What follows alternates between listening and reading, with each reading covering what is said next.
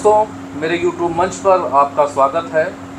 आज हमारे साथ कृष्णानगर नेपाल के जाने माने उद्योगपति, कृष्णानगर उद्योग वाणिज्य संघ के अध्यक्ष रितेश शर्मा जी हैं। जैसा कि सभी जानते हैं कि नेपाल में जो है पर्यटन उसका प्रमुख व्यवसाय है और बड़ी तादाद में भारतीय सैलानी नेपाल में आते हैं घूमने के लिए, खास करके बॉर्डर के इलाके के।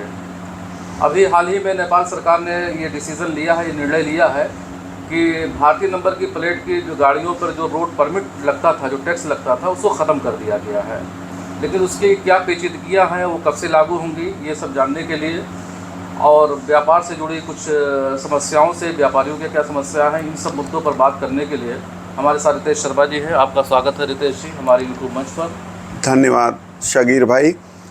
अभी जो यहाँ भारतीय पर्यटक आ रहे थे, उनकी कुछ चेकिंग को लेकर के हम लोगों ने समय समय पे आवाज़ उठाई है कि इसको एक ही बिंदु पे चेक किया जाए, चाहे वो सशस्त्र हो, चाहे ट्रैफिक हो, चाहे भंसार हो, चाहे स्थानीय जो पुलिस का निकाय है, इलाका प्रहरी कार्यालय है, ये एक ही बिंदु पे अभी जितने भी पर्यटन से जुड़े हुए लोग हैं, उन लोगों की हर जगह यही मांग है। उसको लेकर के हम लोग एक ही बिंदु बनाएंगे और एक विशेष स्टिकर हम लोग देंगे। जो भी भारतीय पर्यटक आएंगे उनको एक विशेष स्टिकर दिया जाएगा। संघ के द्वारा दिया जाएगा? नहीं, ये सरकार के द्वारा ही दिया जाएगा। उद्योग वाणिज्य संघ इसमें सहकार्य करेगा। कृष्णनगर इस बॉर्डर से आने वाले जो भी पर्यटक रहेंगे, उसके साथ हम नेपाल सरकार के साथ, भंसार के साथ उन पर्यटकों को रास्ते में कोई भी दिक्कत नहीं हो। जो लौटने के बाद वो जगह जगह अपनी समस्या बताते हैं, कुछ उनकी भी गलती रहती है, जैसे सीट बेल्ट नहीं लगाना, ओवर स्पीड चलाना, डॉक्यूमेंटेशन पूरे नहीं रखना, लेकिन उसको व्यवस्थित करने के लिए हम लोग एक स्टिकर देंगे जिससे उनको कोई भी नेपाल में आने में कोई भी दिक्कत नहीं हो, अपने परिवार के साथ सहजता से घूम करके वो वापस जा सकें। सबसे बड़ी समस्या जो थी रोड परमिट वाली थी और नेपाल सरकार ने निर्णय लिया है कि उसको रद्द कर दिया गया है।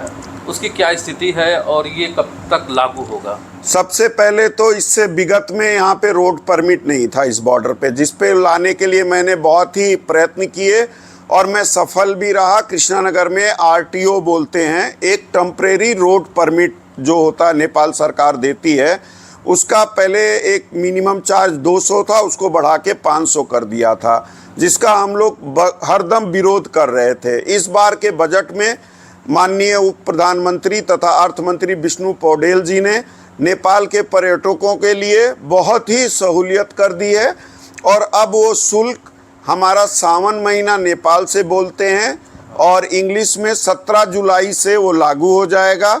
और जो अतिरिक्त शुल्क रोड परमिट के नाम पे वो 500 कुछ रुपए देते थे, वो अब खारिज हो गया है। अब किसी भी पर्यटक को वो देना नहीं पड़ेगा। तो ये तो डिसीजन जो आया है ये तो केंद्र सरकार का है, तो क्या राज्य सरकार पे भी ये नियम लागू होगा?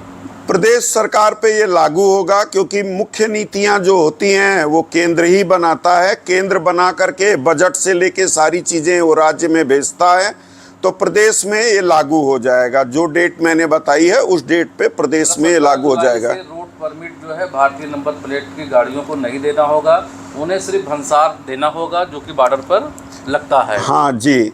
और यहाँ आने वाले पर्यटकों को यदि किसी भी किस्म की दिक्कत होती है, मेरा मोबाइल नंबर मेरे फेसबुक से ले सकते हैं। और इस बॉर्डर पे आने वाले किसी भी पर्यटक को किसी भी तरह की दिक्कत होती है, 9851104837 मेरा व्यक्तिगत नंबर है, हरदम चालू रहता है। आप उद्योग वाणिज्य संघ के मार्फत से अपने आई हुई किसी भी तरह की परेशानी को मेरे द्वारा आप कह सकते हैं। तो बहुत अच्छी पहल है रितेश जी कि आप अपना व्यक्तिगत नंबर आप जो है शेयर कर रहे हैं हमारे व्यूवर्स को, हमारे दर्शकों को। लेकिन कुछ ऐसा भी क्या प्लान नहीं कर सकते आप कि एक हेल्पलाइन नंबर टूरिज्म डिपार्टमेंट की तरफ से लागू हो जाए कि भारत से जो पर्यटक आते हैं या कहीं से भी जो पर्यटक आते हैं, अगर उनको कोई प्रॉब्लम होती है तो वो सीधे किसी टोल फ्री नंबर पे बात कर सके? हमने ट्रैफिक से कल मीटिंग करी है यहाँ के इंस्पेक्टर से गुरुसिंगे में, वो भी इस बात को लेके बहुत पॉजिटिव हैं। उन्होंने पर्सनल अपना नंबर भी देने को बोला है और संयुक्त रूप से हम लोग एक पंपलेट यहाँ छपाने जा रहे हैं, एक आधिकारिक जानकारी के लिए नेपाल में ट्रैफिक के क्या क्या रूल हैं और क्या क्या रूल उनको पालन करना है। और उनको कोई भी समस्या होती है तो उस नंबर पे कॉल करके वो अपनी समस्या बता सकते हैं। ये बहुत अच्छा रहेगा यहाँ के भारत से आने वाले पर्यटकों के लिए। तो आपकी बातचीत से ऐसा लगता है कि नेपाल सरकार जो है टूरिज़्म को लेकर काफ़ी गंभीर है और पर्यटकों को ज़्यादा सहूलियत देना चाह रही है।